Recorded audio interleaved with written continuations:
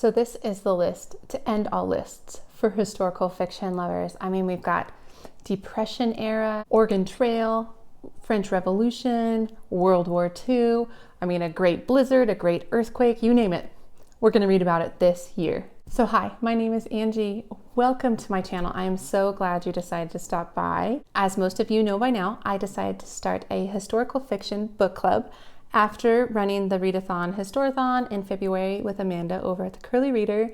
I just wanted to keep the momentum going, and so we are reading historical fiction. And like I said in a previous video, I'm also a planner, so I really wanted to organize myself, organize the books, get a list to you guys so you could request books from the library or purchase them cheap or however you want to get the books. I just wanted to get you the information, and so I actually have the lineup for pretty much the whole year. I know I said I was just going to do 6 months, but I couldn't help myself. There were so many good choices. Quick logistics, I will link the announcement video below in case you haven't seen it, as well as the Goodreads group where it will be kind of an information hub.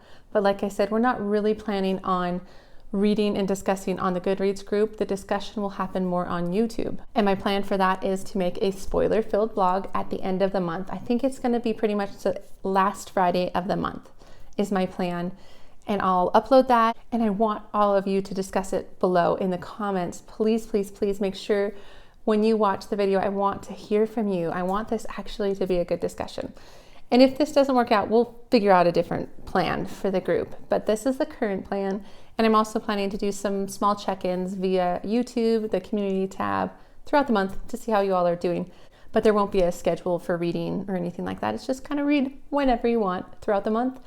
So anyway, without any further chatting, let me get into the book lineup, which I know you're all excited about. Maybe not as excited as I am, but nonetheless, here it is. So April, I'm just going to throw it up. This video is actually going up in April, so a lot of you are reading this with me. I'm about 100 pages in, and I'm really enjoying it. It's the new Kristen Hanna book, The Four Winds. It's Depression era book about this family as they go through the hardships of the Depression. It's really good so far. I'm really enjoying it. Next book, which I've already let you all know about, is Where the Lost Wander by Amy Harmon. And so this was the book that was voted on the most on my backlisted historical fiction books. So you all want to read this. It is an Oregon Trail book. It's a book about a woman who I believe she becomes a widower early in life, and then she wants to get out of town, and so she joins a wagon train. I'm not sure if she's with family or not, but she travels west on this wagon train. So we're talking 1800s, 1853. And I think she meets a man, I think he's a half Pawnee man. And they form a friendship. I'm not sure if it's a love relationship, but I am really interested in diving into that time frame of history. Although I do want to give you a caution on this. I had one of you mention the fact that there are some tougher scenes in here, some potential sexual assault scenes and child abuse. I'm not quite sure, but if you're ever reading one of these books and you don't like it, feel free to stop at any point, still come back and tell me why you don't like it, or skip a month altogether. It's really not that big of a deal. Like I said, this is the most casual book club I could think of. So I'm looking forward to that, but walk into it with caution is what I've heard. So, Where the Lost Wander. Okay, as for June. All right, this one I have an extra little special announcement. So the book I'm planning for June is The Children's Blizzard. Oh my gosh, I forgot the name. By Melanie something or other. It'll be up here. What's exciting is Random House reached out to me to see if I was interested in their book club kit and potentially giving away a couple copies of the book. And I said, yes, I'm very interested in that. So I'm working that out with them. And I'm pretty sure within the kit, there's notes from the author and a recipe maybe. So really fun things like that. But it includes a giveaway, like I said. So I think they said 2 to 3 books. I'll nail down specifics and then I will run the giveaway. Okay, everybody, this is me from the future. What I decided to do was just to run the giveaway in this video, in the lineup video, because I was already talking about it. Instead of just making a different video, I'm just going to tell you how to enter. So how you're going to enter is really easy. It's going to be 2 things. I want you to make sure that you are subscribed to my channel. the YouTube channel, as well as you're a part of the Goodreads group. Because it really is kind of pointless if Random House is giving away books for the book club and you're not part of the book club. So please go join the book club if you haven't already. Like I said, announcement videos down below, as well as the Goodreads group is linked below. So go join that, be a part of it if you're not already a part. And then please comment down below with which book of this lineup, the 2021 book lineup for the club, that you are most excited about. I want to know that. I will also include more details on the giveaway down below, so go ahead and go to the description box for more details on that. Otherwise, back to the lineup. So, very exciting. Thank you, Random House, for reaching out to me on that. And so as for the children's blizzard, this is about a famous blizzard in the Dakota Territory that was really challenging based on the suddenness with which it came on. So historically speaking, it was said that that day was actually fairly mild, so a lot of the children did not bring all of their protective winter wear to school with them, because you're talking more one-room schoolhouses and the teachers that are in charge of multiple age levels. And then the storm hit, and then it was terrible, like terrible. And these teachers, I think we followed 2 teachers, they had to make the decision, is it better to all stay at the schoolhouse and potentially freeze to death? Or is it better to try and send these kids to their homes? And I think they have to struggle with that, and we follow those stories. I've heard it's really challenging, and like it's just a hard topic, but it's a really well-written book. So I'm really looking forward to picking that up in June. And I know it's a book about a blizzard in June, but I thought it'd be fun. Then for July, we're going to switch from like blizzard conditions to swamp conditions, and we are going to read Where the Crawdads Sing by Delia Owens. A number of you wanted to read this, and it's been on my list for ages. So I'm really glad you want to read it with me. And this was timely in the sense that July just feels like a good time to read it because it will be kind of hot and humid out. And this is about a girl in a swamp who was, I believe, somewhat abandoned by her family and kind of has to either live on her own or something to that notion. I know she's known as like the little swamp girl to the close by town. And then there's like an incident where a boy either goes missing or is killed, and then she is somehow associated with it. I'm not quite sure. Although I have heard that this is kind of a historical romance as well as fiction. So that's good to know, because I know some people, myself included, I don't mind romance when I've been kind of warned about it, I guess. But if I'm expecting more historical fiction and less romance, I can kind of get annoyed at romance. But I believe this has some romance in it. So we're going to read this. I feel definitely like I'm the last person to pick this up. This has been so popular for so long. So July. We're going to get to it in July. Okay. As for the book for August, this might be my most anticipated book that I am so excited to get to and to read with all of you, and that's the new Susan Meisner book. So, The Nature of Fragile Things by Susan Meisner. This has to do with the great earthquake in San Francisco, time-wise, early 1900s. It's about this woman, I believe, who moves out there to marry this man. Maybe it was a mail order bride sort of situation. But she moves out from New York to San Francisco to marry this widower, and he has a small child, and I believe the girl is mute or she's not talking.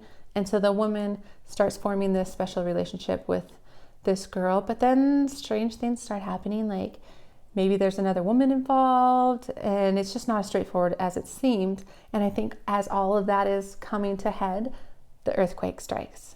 That just sounds so good. And I've heard nothing but good things. So I'm really excited to get to this. So The Nature of Fragile Things by Susan Meisner, August. All right, hope you guys are as excited as I am for that one. Another book that has been on my TBR for ages that we're going to read in September is Beneath a Scarlet Sky by Mark Sullivan. So this is a World War II book, which I realize this is actually the first time we'll be getting to a World War II book, which is rare for a stack of historical fiction books, as most of you know. But anyway, so this is about a boy in Italy during World War II. He is all about fighting the Nazis and joining the resistance and protecting people, but his parents are about protecting him, and they sign him up somehow to join the Nazi army. And he's against it, obviously, but I think in some way he becomes kind of like a double agent, and he is a driver for a higher up Nazi officer in Italy. And I think he gets to act like a spy. I mean, that just sounds super dangerous. So we'll see what happens with this book, but it looks really good and I've been wanting to pick it up forever. The October pick is the Yellow Wife. And I don't know, I just realized this. I was kind of picking fall colors for September and October, but the Yellow Wife looks so good and I've heard great things about it.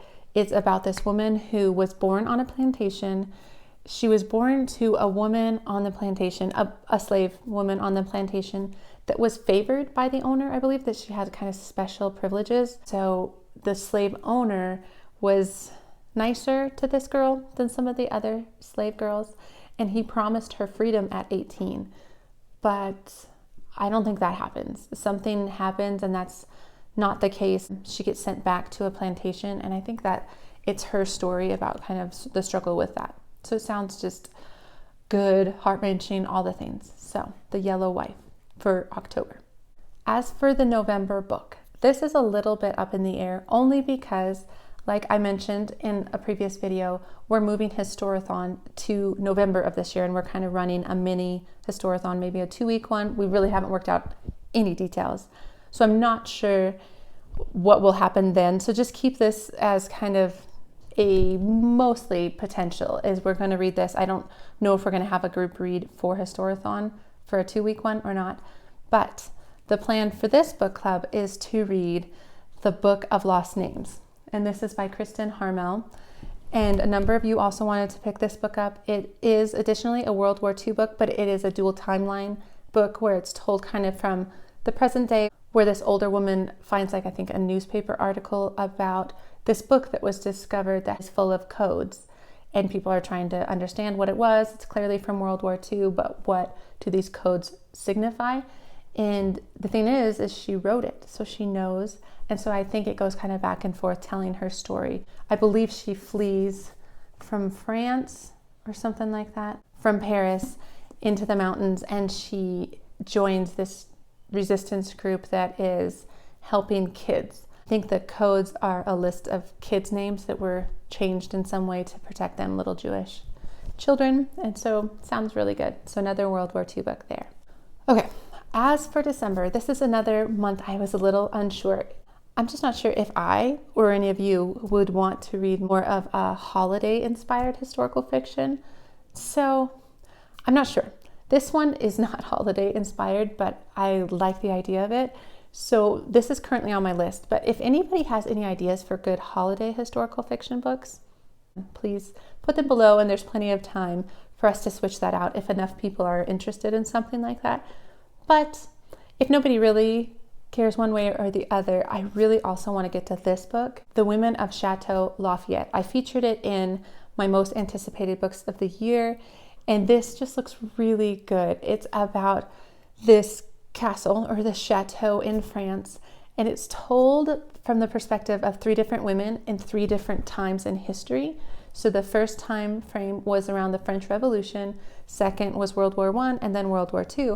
But what's kind of cool is that during this time frame, castles and chateaus and things like that were more protected by men, or at least men were associated with them. And that's not the case for this chateau. It had women that were protecting it, that women were involved in the running of this household. And I just think this sounds really good because I love the idea of getting a glimpse into how the castle was run in 1777, during the French Revolution. I love little glimpses into different time points in history. And I think it just came out, so I haven't heard of anybody reading it yet, but it's on the list for December. So that is the list of books. I hope you are as excited as I am, excited for this super casual book club that we are running.